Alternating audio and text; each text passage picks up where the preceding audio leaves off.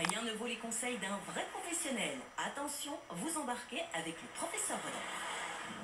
Donc le grand principe de l'éco-driving, c'est de monter rapidement dans les tours, maximum 2000-2500 tours pour un moteur diesel, et essayer de se laisser aller le plus possible sur l'inertie. Donc au plus vite je vais lâcher le pied de la pédale de gaz, au moins je consommerai. Il est évident que je dois beaucoup plus jouer avec mes rapports pour pouvoir être chaque fois dans le bon rapport et dans la bonne vitesse. J'ai une voiture devant moi, j'ai à peu près 30% de regard avec mon œil droit sur ce véhicule et le restant, je regarde devant lui pour essayer de comprendre pourquoi il devrait éventuellement freiner, s'arrêter ou pourquoi il pourrait effectivement accélérer.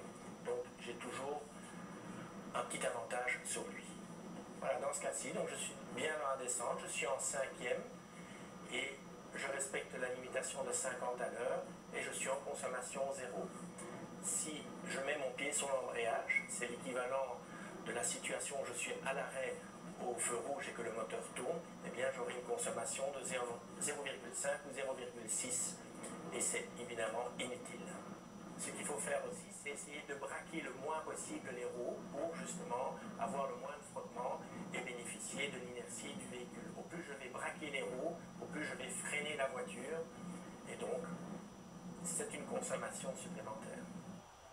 Et le résultat est là. À une moyenne assez élevée de 60 km/h, Rodolphe Kuncios a établi le record de consommation du jour sur la boucle routière, 3,9 litres au 100 km, un score dûment validé.